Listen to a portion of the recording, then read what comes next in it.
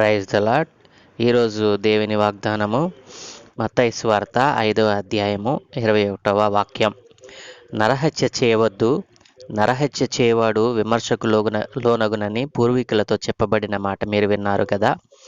నేను మీతో చెప్పినదేమనగా, తన సహోదరుని మీద కోపపడు ప్రతివాడు విమర్శకు లోనగును. తన సహోదరిని చూచి వ్యర్థుడా అని చెప్పువాడు మహాసభకు లోనగును.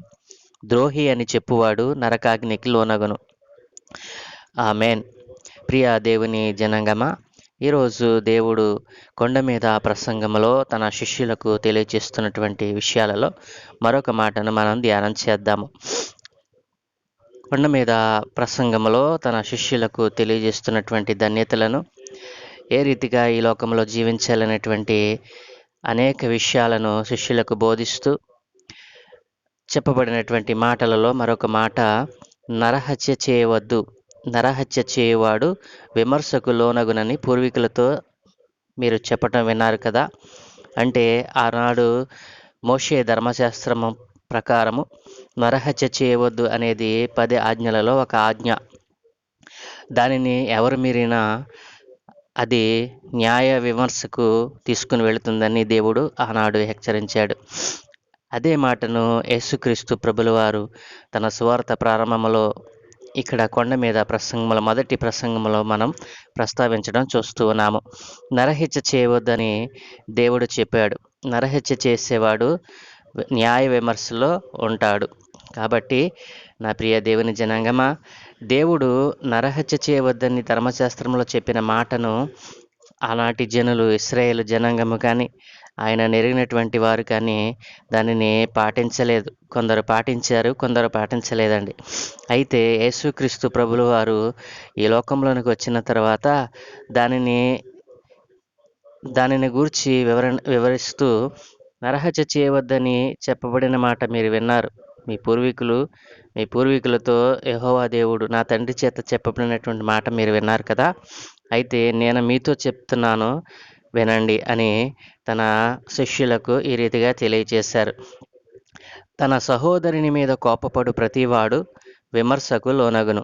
అక్కడ నరహత్య చేసిన వాడు న్యాయ విమర్శకు లోనైతే, ఇక్కడ దేవుడు అంటున్నాడు కదా, తన సహోదరుని మీద కోపపడు ప్రతివాడు విమర్శకు లోనగును. అలాగుననే తన సహోదరుని చూసి వ్యర్థుడా అని చెప్పువాడు మహాసభకు లోనగును. ద్రోహి అని చెప్పువాడు నరకాగ్నికి లోనగును. ప్రియాదేవుని జనాంగమా, ఇక్కడ దేవుడు చెప్తూ ఉన్నాడు కదా, తన సహోదరుని మీద కోపపడు ప్రతివాడు న్యాయ విమర్శకు లోనగును అంటున్నాడు. అంటే తన సహోదరుడు అనగా ఎవరు? మన రక్త సంబంధే కాదండి, మన బంధువులే కాదు, మనకు నెలవైన వారే కాదండి. ఇక్కడ సహోదరుడు అనగా నీకు పొరుగువాడైనటువంటి ఎవరైనా సరే, నీ తోటి సహోదరుడు, నీకు బంధువే కావచ్చు. అలాగే నీవు సమాజంలో ఉంటే కనుక సమాజంలో సహోదరునిగా పిలువబడతావు.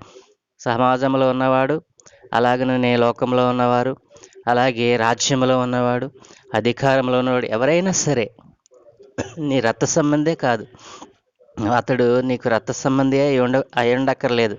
ఆత్మీయ జీవితంలో మరి రక్షణ పొందుకున్నటువంటి సంఘములో, సమాజంలో అనేక మంది నీకు తారసపడుతూ ఉంటారు. కాబట్టి అలాంటి ఏ సహోదరునైన మీద నీవు కోపపడ్డావనుకోండి, అలాంటి ఎవరితోనైనా నీవు కోపపడినప్పుడు నిన్ను దేవుడు ఎక్కడికి తీసుకెళ్తాడంటండి? న్యాయ విమర్శకు. ఎందుకని ఇది కఠినమైనటువంటి పాపం అండి. నరహత్య కష్టమా? తన సహోదరుని మీద కోపపడటం కష్టమా? ఇక్కడ మనం ఆలోచన చేసినట్లయితే నరహత్య చేయటం ఎంత ప్రమాదమో, అది ఎంత భయంకరమో, తన సహోదరుని మీద కోపపడు ప్రతివాడు కూడా అలాగుననే అవుతాడని చెప్తున్నాడు దేవుడు ఇక్కడ. కాబట్టి నా ప్రియ దేవుని జనాంగమా, అలాగనే తన సహోదరుని చూచి వ్యర్థుడా అని చెప్పువాడు మహాసభకు లోనగుతాడంటండి. కోపపడటమే కాదు, ఆయనను వ్యర్థుడా అని చెప్పటం కూడా ఇక్కడ కూడదు అంటున్నాడు దేవుడు. అట్లాంటి వారు మహాసభకు లోనగుతారంటండి. అలాగననే ద్రోహి అని చెప్పువాడు నరకాగ్నికి లోనవుతాడంటండి. కాబట్టి నా ప్రియ దేవుని జనాంగమా, నరహత్య ఎంత ప్రమాదమో, నీ తోటి వారిని ప్రేమించలేని తనము కూడా. నీ తోటి వారిని నీవు ప్రేమించలేని వాడివి ఆ దేవాది దేవుని ఎలా ప్రేమించగలవు? నీ సహోదరుని మీదే నీకు ప్రేమ లేకపోతే, నీ తోటి సహోదరుని మీదే నీకు జాలి, దయ, కరుణ లేకపోతే, ఆ దేవాది దేవుని నీవు సొంత రక్షకునిగా ఎలా అంగీకరించగలవు? దేవుడు అడుగుతున్నాడు కదా, నేను మీతో చెప్పుచున్నాను, తన సహోదరుని మీద కోపపడు ప్రతివాడు నరహత్య చేయువాని వంటి వాడే. ద్రోహి అని చెప్పువాడు నరహత్య చేయటం నరహత్య చేసేటంత దోషమే. కాబట్టి ఆయన చెప్పినటువంటి మాటను సహోదరుని మీద మనము కోపపడకూడదు. మన పొరుగువాని చూచి వ్యర్థుడని మనం చెప్పకూడదు. ద్రోహి అని మనము మన హృదయంలో కూడా అనకూడదండి. ద్రోహి అని చెప్తే గనక వాడు నరకాగ్నికి పాత్రుడవుతాడంటండి. కావున దేవుడు చెప్తూ ఉన్నాడు కదా, కావున నీవు బలిపీఠమునొద్ద అర్పణము అర్పించుచుండగా నీ మీద నీ సహోదరునికి విరోధమేమైనను కలదని అక్కడ నీకు జ్ఞాపకం వచ్చిన ఎడల, జాగ్రత్తగా ఆలోచన చేయండి.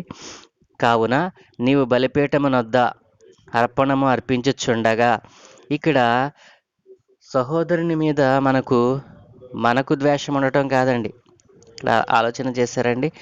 సహోదరుని మీద మనకు నీ సహోదరుని మీద నీ మీద నీ సహోదరునికి విరోధమేమైనను కలదని, నీ మీద నీ సహోదరునికి విరోధమేమైనను కలదని అంటున్నాడు దేవుడు.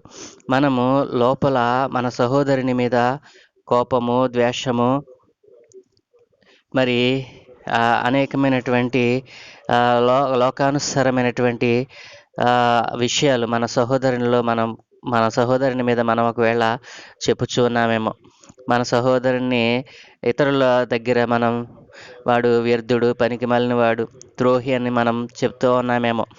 అయితే దేవుడు అంటున్నాడు కదా, మనము అవన్నీ లోపల ఉంచుకుని సన్నిధికి వచ్చి నీ అర్పణలు నాకు అర్పించకూడదు అని దేవుడు అంటున్నాడు. ఒకవేళ నీవు నీ హృదయంలో నీ సహోదరుని మీద కోపం ఉంచుకుని, నీ హృదయంలో నీ సహోదరుని మీద ద్వేషం ఉంచుకుని నా సన్నిధికి వచ్చి ప్రభువా అని నన్ను అడుగుతున్నావేమో. నీవు అడిగిన దానిని నేను ఇవ్వను అంటున్నాడు. కాబట్టి మనం ఏం చేయాలంటే అండి, మనము ఆ రీతిగా సన్నిధికి వెళ్ళి దేవునికి అర్పణ అర్పించేటప్పుడు మన మీద మన సహోదరునికి విరోధం ఏమైనానో కలదని అక్కడ మనకు జ్ఞాపకం రావాలంటే అండి, మన మీద మన సహోదరునికి కోపం ఏమైనా ఉన్నదేమో, ద్వేషం ఏమైనా ఉన్నదేమో, మన మీద ఆయనకు కలహ కారణం ఏదైనా ఉన్నదేమోనని మనమే ఆత్మ పరిశీలన చేసుకోవాలని దేవుడు చెప్తున్నాడండి. గొప్ప మాట కదండి.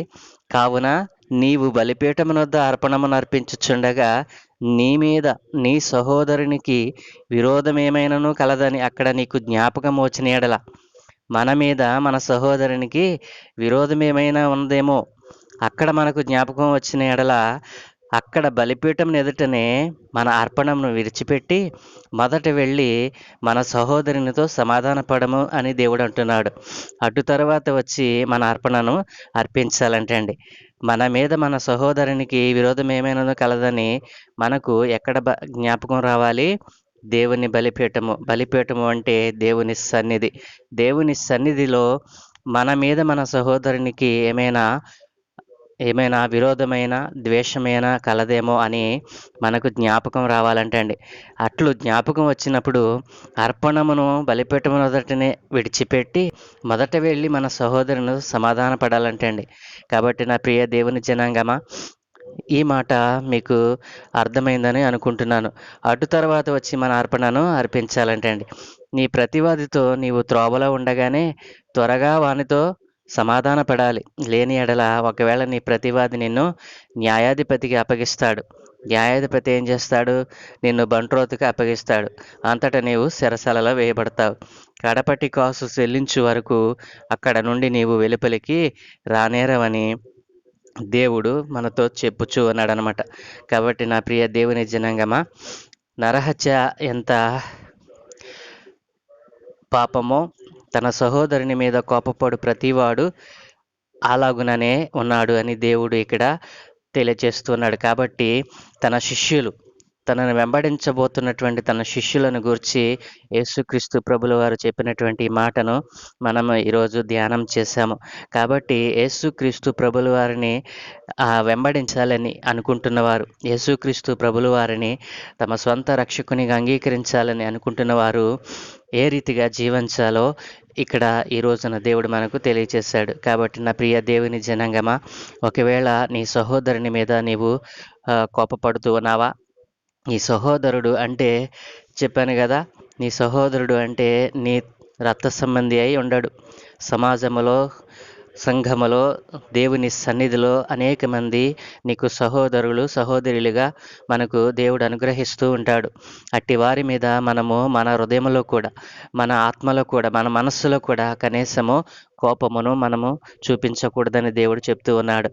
యోహాను సువార్త 4:20 అంటాడు కదా, ఎవడైనను నేను దేవుణ్ణి ప్రేమించుచున్నానని చెప్పి తన సహోదరుని ద్వేషించిన ఎడల అతడు అబద్ధికుడు అగును. తాను చూచిన తన సహోదరుని ప్రేమింపని వాడు తాను చూడని దేవునిని ప్రేమించలేడు అంటున్నాడు. కాబట్టి నా ప్రియ దేవుని జనాంగమా, ఎవడైనను నేను దేవునిని ప్రేమించుచున్నానని చెప్పి తన సహోదరుని ద్వేషించిన ఎడల అతడు అబద్ధికుడు అగును. తాను చూచిన తన సహోదరుని ప్రేమింపనివాడు తాను చూడని దేవుణ్ణి ప్రేమింపలేడు. కాబట్టి ఈ వాక్యమును మనం ధ్యానం చేస్తూ, ఈ వాక్యమును మనం శ్రద్ధగా ధ్యానం చేసినట్లయితే తన సహోదరుల్ని ప్రేమించలేని వాడు దేవుని చూడలేడు అంటున్నాడండి. కాబట్టి నా ప్రియ దేవుని జనాంగమా, మనము సహోదరులను ప్రేమించుచున్నాము గనుక మరణములో నుండి జీవములోనికి దాటి ఉన్నామని ఎరుగుదుము. ప్రేమ లేనివాడు మరణమందు నిలిచి ఉన్నాడు. తన సహోదరిని ప్రేమించలేనివాడు మరణమందు నిలిచి ఉన్నాడని దేవుడు చెప్తూ ఉన్నాడు. 1 యోహాను 3:14 ఈ మాట వ్రాయబడిందండి. మనము సహోదరులను ప్రేమించుచున్నాము గనుక మరణములో నుండి జీవములోనికి దాటి ఉన్నామని ఎరుగుదుము. సహోదరులను ప్రేమించగలిగినప్పుడు మనం మరణాన్ని దాటుతామంటండి. కాబట్టి మన తోటి వారిని, మన సహోదరులను, మనకి దేవుడిచ్చిన అనుగ్రహించినటువంటి ఆత్మీయ సహోదరులు ఎంతోమంది ఉంటారు, ఆత్మీయ సహోదరులు. కాబట్టి ఒకరి ఎడల ఒకరము ప్రేమ కలిగి ఉండాలి తప్ప పగ, ద్వేషమును, మత్సరమును, కలహమును మన హృదయంలో ఉంచుకొనకూడదని దేవుడు ఈరోజు మనకు సెలవిస్తూ ఉన్నాడు. కాబట్టి నా ప్రియ దేవుని జనాంగమా, వెలుగులో ఉన్నానని చెప్పుకొనుచు తన సహోదరుని ద్వేషించువాడు ఇప్పటి వరకును చీకటిలోనే ఉన్నాడు అంటున్నాడు. 1 యోహాను 2వ అధ్యాయము 9వ వచనంలో వెలుగులో ఉన్నానని చెప్పుకొనుచు తన సహోదరుని ద్వేషించువాడు ఇప్పటి వరకును చీకటిలోనే ఉన్నాడు అంటున్నాడు దేవుడు. కాబట్టి వెలుగులో ఉన్నానని చెప్పుకొనుచు నీవు ఇంకనూ చీకటిలోనే ఉంటున్నావా? వెలుగులో ఉన్నానని చెప్పుకొనుచు తన సహోదరుని ద్వేషిస్తూ వాడు ఇప్పటి వరకును చీకటిలో ఉన్నాడని దేవుడు చెప్తా ఉన్నాడు. కాబట్టి ఈ మాటను కూడా మనం ధ్యానం చేసినట్లయితే, దీనిని మనం అర్థం చేసుకున్నట్లయితే మనము మన సహోదరుని మీద ద్వేషమును చూపకూడదు. కాబట్టి యేసుక్రీస్తు ప్రభుల వారిని వెంబడించలేనటువంటి శిష్యులు ఏ రీతిగా జీవించాలో ఆయన ఈ వాక్యముల వారికి తేటపరిచారనమాట. కాబట్టి నా ప్రియ దేవుని జనాంగమా, ఈ వాక్కులను విన్నటువంటి నీవు నీ తోటి సహోదరుని మీద కోపపడుతున్నావా? నీ తోటి సహోదరుని వ్యర్థుడా అని చెప్తున్నావా? నీ తోటి సహోదరుని మీద కొండెములు చెప్తున్నావా? నీ తోటి సహోదరుని మీద లేనిపోని మాటలు మరి నీ హృదయంలో ఉంచుకుని ఉన్నావా? కలహకారణమైనటువంటి విషయాలు నీ సహోదరుని మీద మోపుచూ ఉన్నావా? దేవుడు ప్రతి దానిని లెక్కలోనికి తెస్తానంటున్నాడు. కాబట్టి నీవు నీ సహోదరుని మీద ప్రేమను, దయను చూపించమని దేవుడు చెప్తూ ఉన్నాడు. దేవుని సేవ చేయాలన్నా, దేవునిలో నడవాలన్నా, యేసుక్రీస్తు ప్రభువే నిజమైన దేవుడని చెప్పాలన్నా నీవు సహోదర ప్రేమ కలిగి ఉండాలి. కాబట్టి ఎప్పుడైతే నీవు ఆ సహోదర ప్రేమను కోల్పోతావో నీవు నరహత్య చేసిన వాడివే, నరహత్య చేసిన దానితో సంబంధము అని దేవుడు చెప్తా ఉన్నాడు. కాబట్టి నా ప్రియ దేవుని జనాంగమ, ఈ రోజున నీవు ఎవరైనా నీ సహోదరుని మీద కొండెములు, నీ సహోదరుని మీద అబద్ధ సాక్ష్యములు పలుకుతూ ఉన్నావా? నీ సహోదరుని చూచి ద్రోహి అని చెప్తూ ఉన్నావా? నీ సహోదరుని మీద నీ హృదయములో కలహము, మత్సరము, ద్వేషము ఉంచుకొని ఉన్నావా? దేవుడు నీతోనే మాట్లాడుతున్నాడు. కాబట్టి ఈ రోజున దేవుని ఎదుట నీ సహోదరుని మీద ఒకవేళ నీకు కోపం ఉంటే, నీ సహోదరుని మీద నీ సహోదరుని మీద నీవేమైనా ఎవరితోనైనా చెప్పకూడని మాటలు చెప్పి ఉంటే ఈరోజే క్షమించమని దేవునిని అడుగుమని ఈరోజు దేవుడు నీతో మాట్లాడుతున్నాడు. కాబట్టి ఈ చిన్న ప్రార్థన చేద్దామా? ప్రేమ కలిగిన ప్రియ పరలోకపు తండ్రి, న్యాయవంతుడా, సజీవుడా, పరిశుద్ధుడా, నీకు స్తోత్రములు నాయన. ఈరోజు మీరు మాతో చెప్పినటువంటి ఈ మాటలలో అయా ఇదిగో మాకు అయా దైనందిన జీవితంలో ఎంతోమంది సహోదరుల మీద సహోదరుని మీద అయా వారికి తెలియకుండా నేను అనేక మందితో నేను చెడ్డగా మాట్లాడాను. అనేక మందితో ఆ సహోదరుడు మంచివాడు కాడని, ఆ సహోదరి మంచిది కాదని నాయన కొండెములు అనేక విషయములు వారి గురించి నేను చెప్పి ఉన్నాను. కాబట్టి నాయనా ఇదిగో తండ్రి, అలాంటి ఎంతమంది అయితే నాయన తమ సహోదరుల మీద ఈరోజు నాయన ద్వేషమును కలహమును చూపి నాయన వారి మీద చెప్పకూడనటువంటి మాటలు చెప్పి దోషము చేసి ఉన్నారు. అలాంటి దోషము చేసిన వారు ప్రభువా ఇదిగో నీ సన్నిధిలో వారు మోకరించి అయా తమ తప్పిదమును ఒప్పుకుంటూ ఉండగా నాయన వారిని క్షమించమని అడుగుచూ ఉన్నాను. ఎందరైతే ఈరోజు పశ్చాత్తాపముతోనైనా మీరు చెప్పిన మాటకు విధేయులై ఇదిగో తండ్రి తన సహోదరుల మీద ద్వేషమును మాని ప్రేమ కలిగిన వారి బ్రతకడానికి నిర్ణయం చేస్తూ ఉన్నారు. అట్టి వారందరినీ మీ చేతులకు అప్పగిస్తూ ఉన్నాను. అయా ఈ లోకంలో మీరు ఈ రీతిగా జీవించమని ఒక మార్గమును మీరు ఏర్పాటు చేశారు. ఆ మార్గంలో కాకుండా జనులు తమకిష్టమైన మార్గంలో తొలగకుండా అయా సత్యమైన జీవమైన నీ మార్గంలో నడుటకు వారు నడుము కట్టుకున్నటకు సహాయం దయచేయమని అడుగుచున్నాను. ఈరోజునైనా ఈ వాగ్దానము ద్వారా ఎంతమంది అయితే నైనా ఇదిగో తండ్రి దానిని అర్థం చేసుకున్నారు నాయన, ఒకవేళ అర్థం కాకపోతే నాయన నీ వాక్యమును చదివి ధ్యానం చేయటం ద్వారా సంపూర్తిగా తెలుసుకునే భాగ్యం అనుగ్రహించమని అయ్యా ఈరోజు మేము చేయు పనులన్నిటి మీద నీ కనుదృష్టి ఉంచి మేము చేసేటువంటి పనులలో సహాయము దయచేసి మా ప్రయాణములలో మాకు తోడుగా ఉండి నడిపించమని అయ్యా ఈరోజు పుట్టినరోజు పెళ్లి రోజు జరుపుకుంటున్న ప్రియ బిడ్డలందరినీ మీరు దీవించమని మరొక నూతన దయా కిరీటమును వారికి అనుగ్రహించినందుకే మీకు స్తుతులు చెల్లించువారిగా అయ్యా వారిని తయారు చేయమని ప్రతి విషయంలోనూ మీకు కృతజ్ఞతాస్తుతులు చెల్లించి మీ నామాన్ని గొప్ప చేసే భాగ్యం వారికి అనుగ్రహించి నీవే మహిమ ఘనత ప్రభావములు పొందుకోమని యేసు నామములో అడుగుచున్నాను తండ్రి. ఆమేన్, ఆమేన్, ఆమేన్.